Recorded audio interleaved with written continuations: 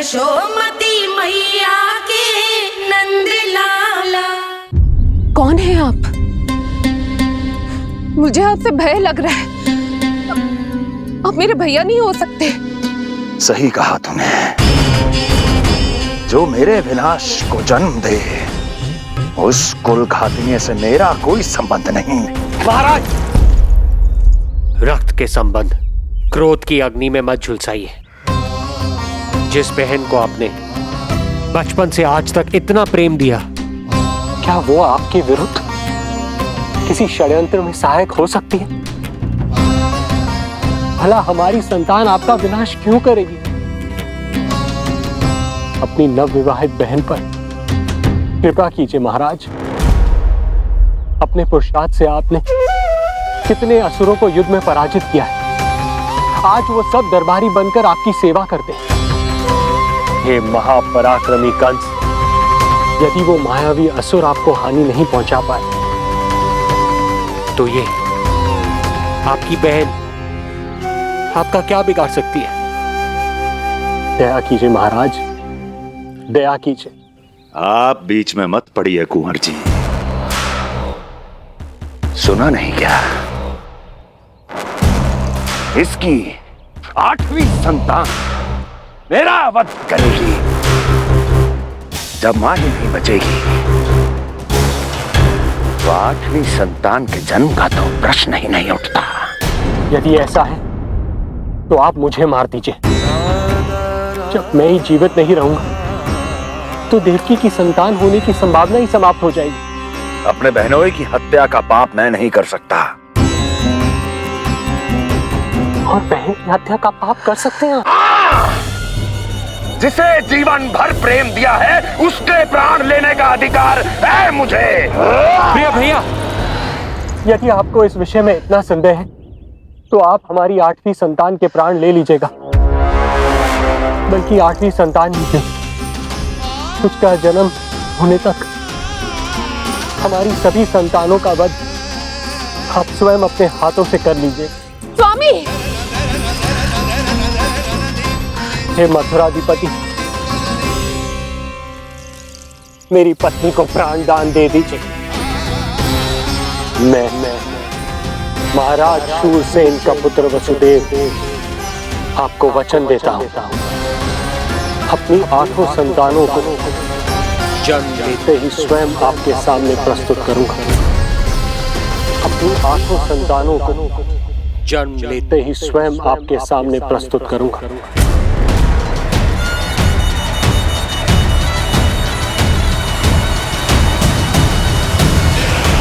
बधाई हो कुंवर जी। अपनी पत्नी के प्राण बचाने में आप सफल हुए, किंतु आपकी संतानें इतनी भाग्यशाली नहीं होंगी। वचन स्मरण रहे।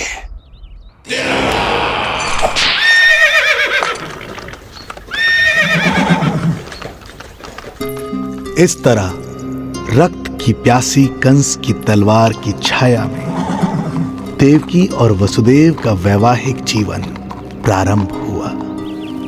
जब कंस की निर्ममता और वसुदेव के वचन का ये दुखद समाचार गोकुल पहुंचा, तो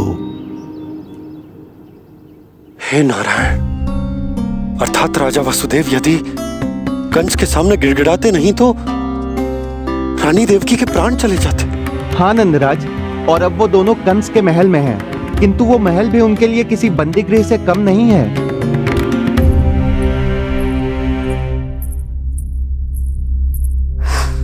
एक भाई अपनी बहन के साथ ऐसा करने की सोच भी कैसे सकता है? मेरा बस चले तो उस दुष्ट कंस को मटके में डाल के इसे घोंट के रख दूं, जैसे मलाई घोट के माखन निकाला जाता है।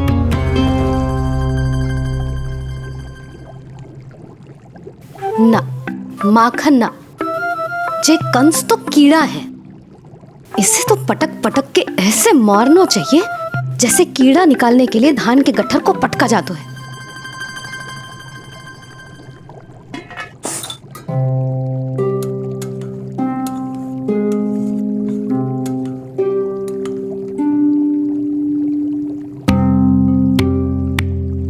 किंतु जब रोहिणी जिज्जी को पता चलेगा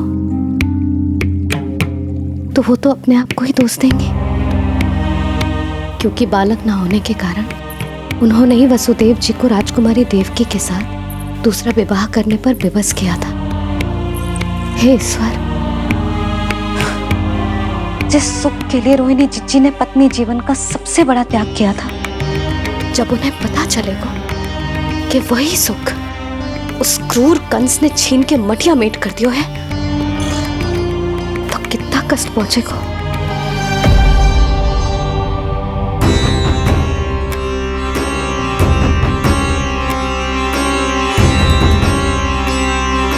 रोहिणी जीजी,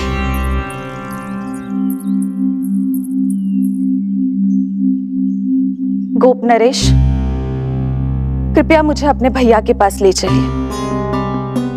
संकट के समय मुझे उनके साथ होना चाहिए। किंतु भाभी, पता चलो है वसुदेव भैया और देवकी भाभी कंस के महल में कड़े पहरे में रखे गए। पति पत्नी एक दूसरे का संबल होते हैं। कंस का पहरा कितना भी कष्टदायक क्यों ना हो, इस समय उन्हें और बहन देवकी को मेरी आवश्यकता है।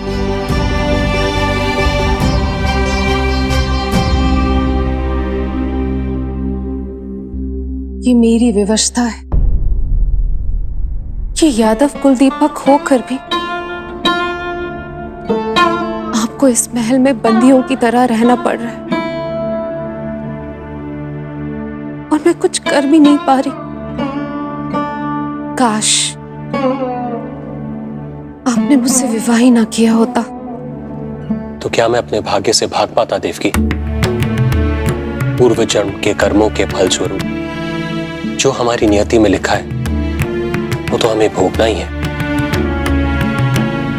श्री हरि क्या करते हैं, कब और क्यों करते हैं, ये दुख हमारे जीवन में किस उद्देश्य से आए हैं, इन रहस्यों का पता लगा पाना हम मानवों के लिए संभव नहीं है देवकी।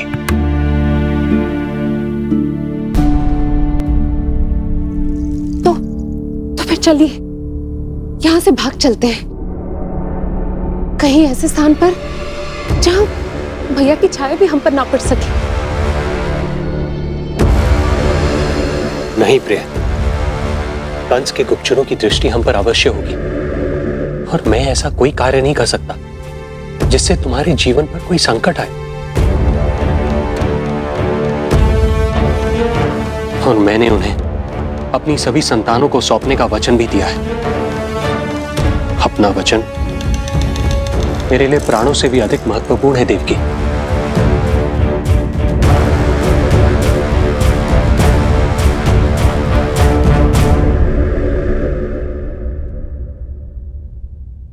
राजन, राजकुमारी, गोकुल से रानी रोहिणी और गोपराज नंद पधारे हैं।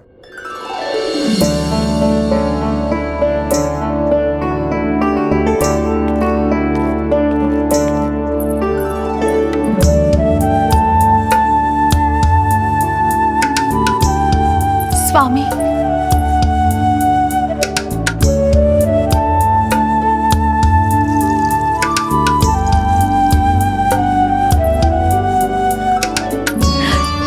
बहन, दीदी,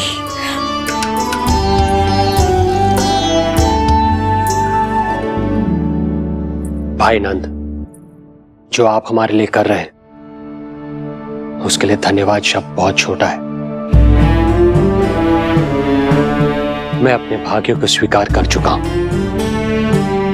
यदि यही श्री नारायण की इच्छा है तो यही सही।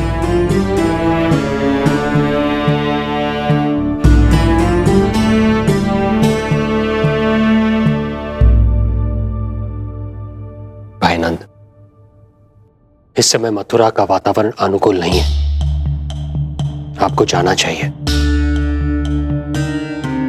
यशोदा भाभी भी चिंतित हो रही होंगी, उनसे कहिएगा हम यहां सुरक्षित हैं अभी तक।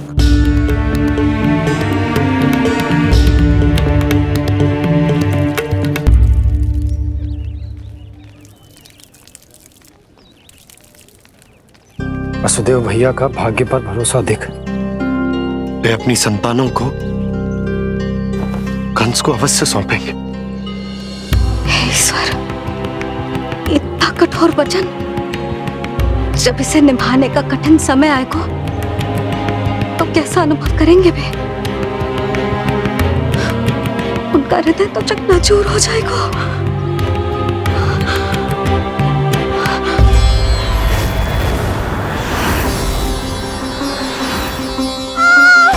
सब्र से सब ठीक हो जाएगा।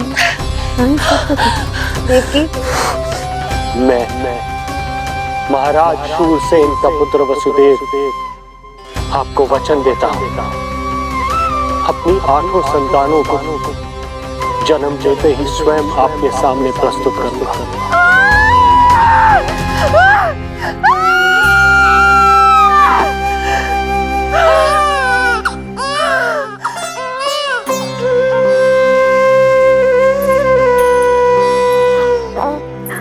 बधाई हो स्वामी, आपको पुत्र रत्न प्राप्त हुआ है।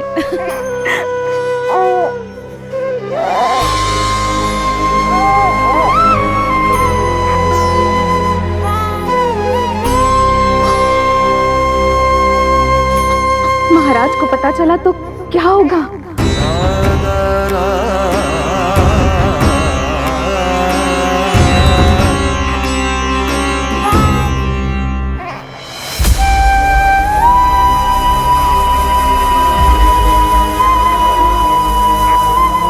अपने पुत्र को इन हाथों में थामना।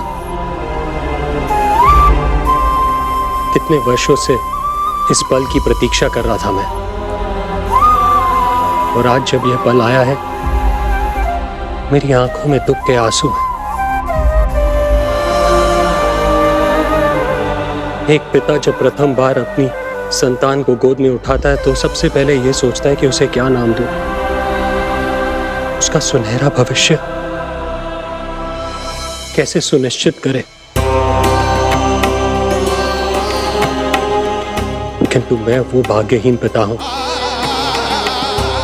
जो अपने पुत्र का भविष्य मृत्यु के अंधकार में डुबोने जा रहा है। मैं इसे नाम देकर क्या करूंगा?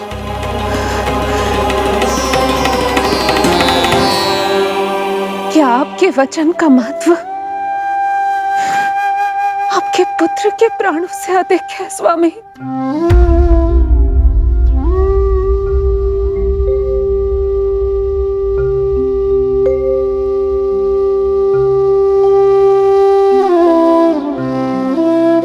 श्री नारायण का दूसरा नाम सत्य होता है देवकी।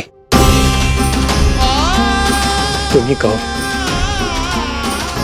मैं श्री नारायण से विमुख कैसे हो जाऊं? मुझे अपना वचन निभाना ही होगा। हृदय के टुकड़े टुकड़े क्यों ना हो जाए, मुझे इसे कंस तक ले जाना ही होगा।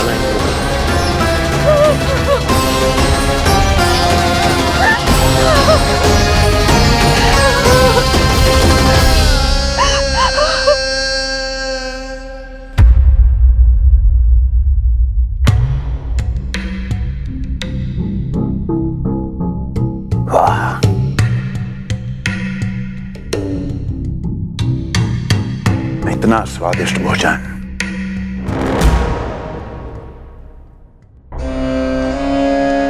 किसी विशेष इच्छा की पूर्ति के लिए मुझे सम्मोहित तो नहीं करना चाहती?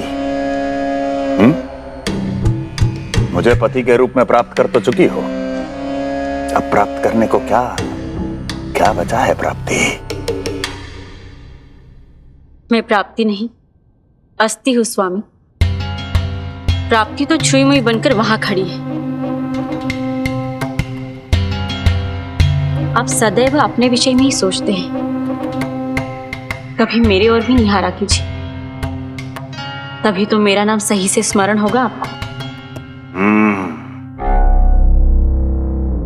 मैं अपने विषय में ही सोचता हूं, तभी तो 10 दिशाओं में मेरे नाम का डंका बजता है, मेरे साम्राज्य का विस्तार होता है, तभी तो मेरा अस्तित्व है। अस्थि स्मरण रहे, तुम हो क्योंकि मैं हूं।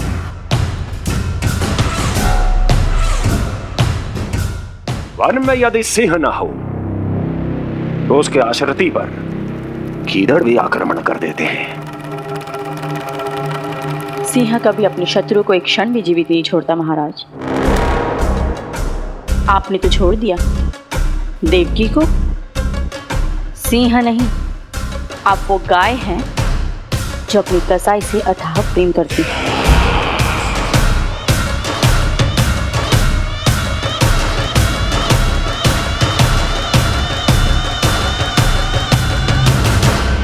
सभी संतानों को जन्म लेते ही मेरे पास लेकर आएगा, ये वचन दिया है वसुदेव ने मुझे। तो फिर आया क्यों नहीं महाराज? प्रथम शिशु का जन्म तो हो चुका है।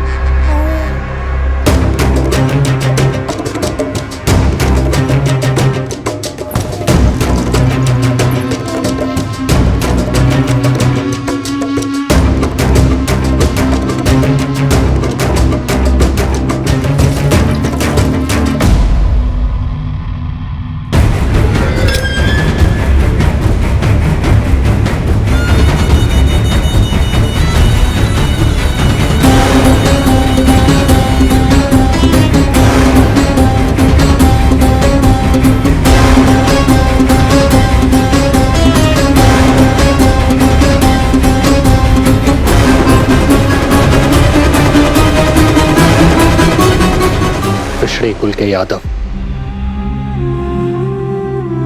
अपना वचन मिथ्या नहीं होने देते महाराज।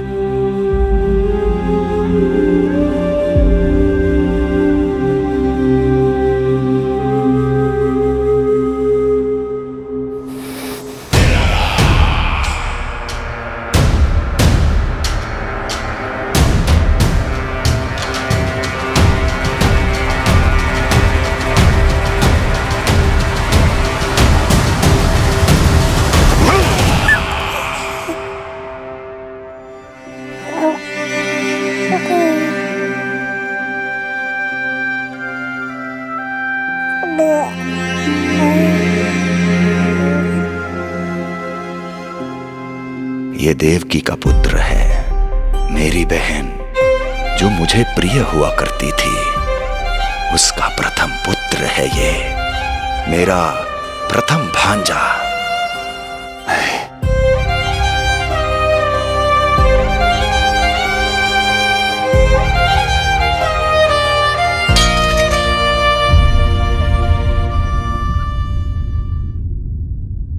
इसे वापस ले जाइए कुंवर जी।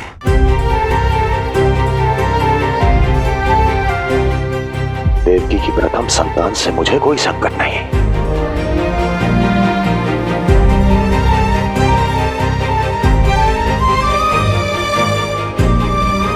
और आपको क्या लगता है कुंवर जी कि मैं कोई राक्षस हूं क्या?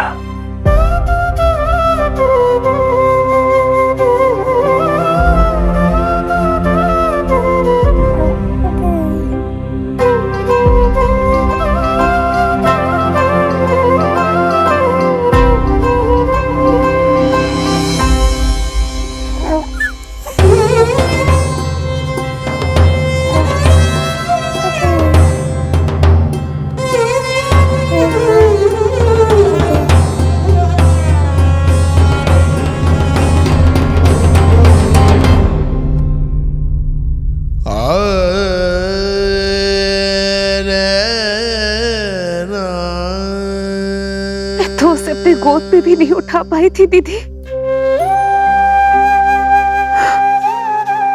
उसका वो सुकुमार मुख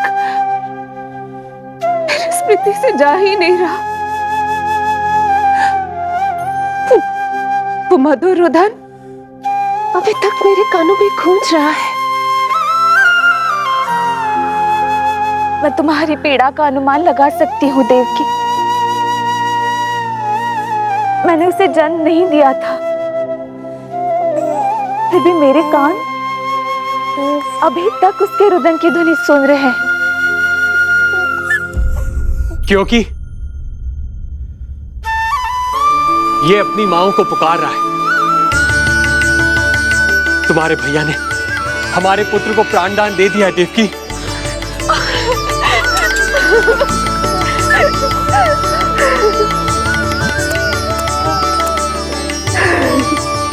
स्वामी, अब अपने पुत्र का नामकरण कीजिए। इसे ऐसा नाम दीजिए कि इसका भविष्य यश और कीर्ति से परिपूर्ण हो। कीर्तिमान कीर्तिमान होगा इसका नाम।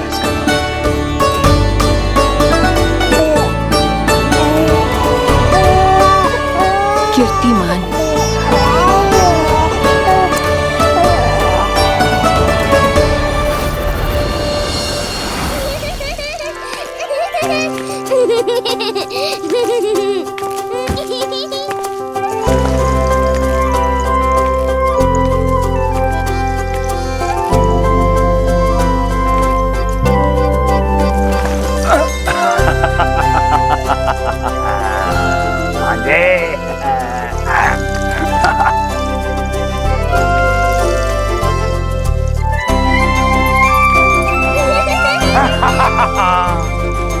भांजे भांजे, मामा से बचना असंभव है। मामा जी, आपकी भुजाओं में कितना बल है, मुझे पीड़ा हो रही है। मेरा दूसरा हाथ पकड़ लीजिए। तुझे पीड़ा हो रही है? ये ले।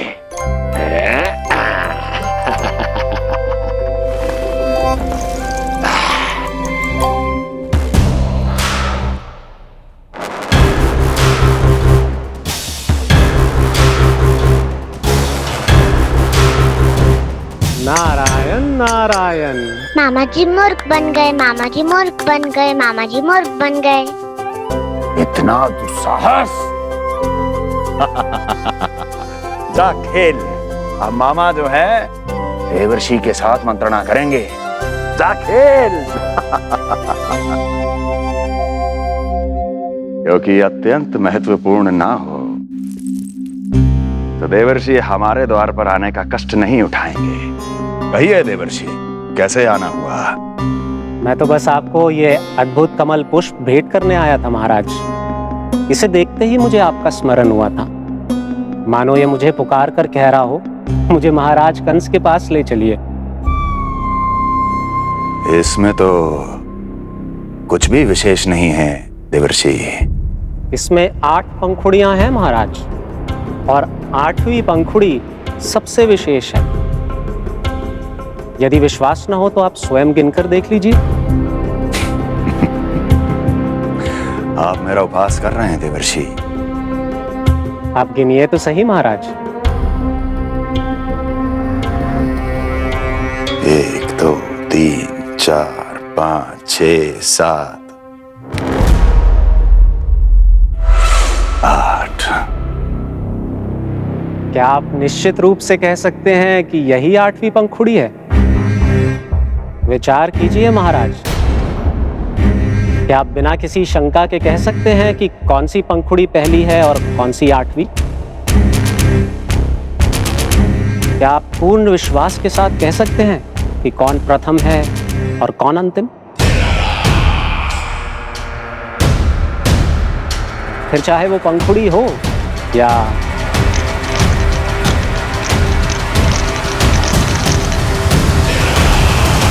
सावधान करने के लिए धन्यवाद देवर्षि। कंस के साथ धोखा करने वाले को अति भीषण दंड मिलेगा। भविष्य में ऐसी कल्पना मात्र से ही मेरे शत्रु भय से कांप उठेंगे। मथुरा नरेश, मैं तो मात्र पंखुड़ियों की बात कर रहा था। यदि आपने कुछ और समझ लिया है तो उसका उत्तरदायित्व मेरा नहीं है। नारायण नारायण।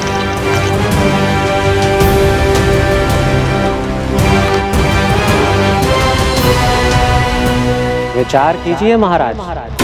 क्या आप बिना किसी शंका के कह सकते हैं कि कौन सी पंखुड़ी पहली है और कौन सी आठवीं? क्या आप पूर्ण विश्वास के साथ कह सकते हैं कि कौन प्रथम है और कौन अंतिम? फिर चाहे वो पंखुड़ी हो या... मामा जी मूर्ख बन गए, मामा जी मूर्ख बन गए, मामा जी मूर्ख बन गए, मामा जी मूर्ख बन गए।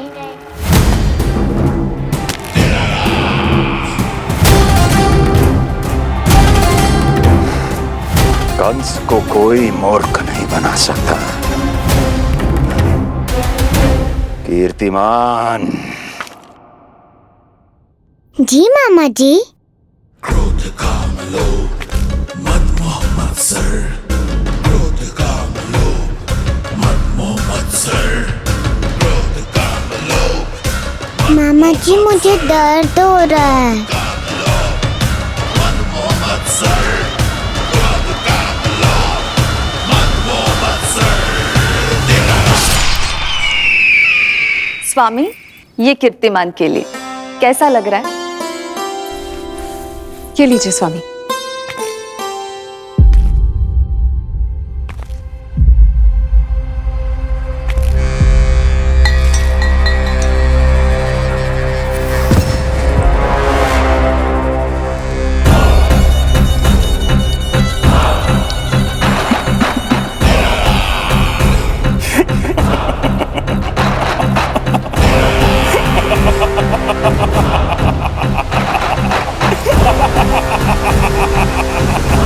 नेत्रों के सामने अपनी संतान की हत्या होते हुए देखना कितना पीड़ादायक रहा होगा ये दृश्य।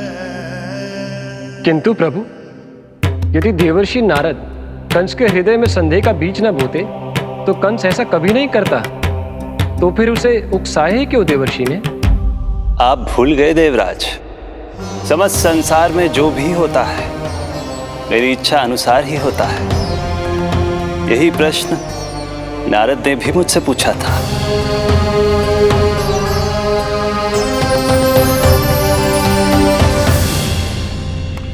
नारायण नारायण।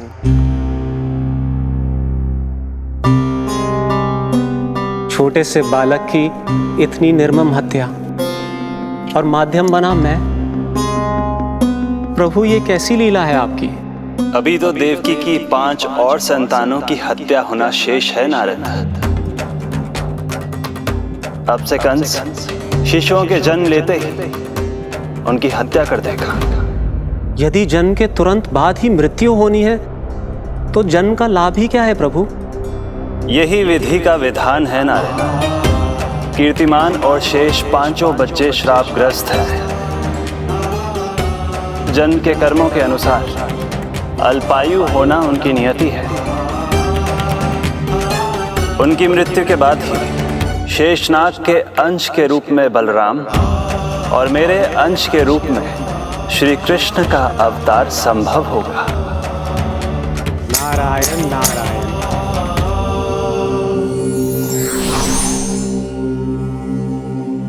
देवकी के पुत्र एक के बाद एक जन्म लेते रहे और उनकी हत्या कर कंस अपने पापों की संख्या में वृद्धि करता रहा।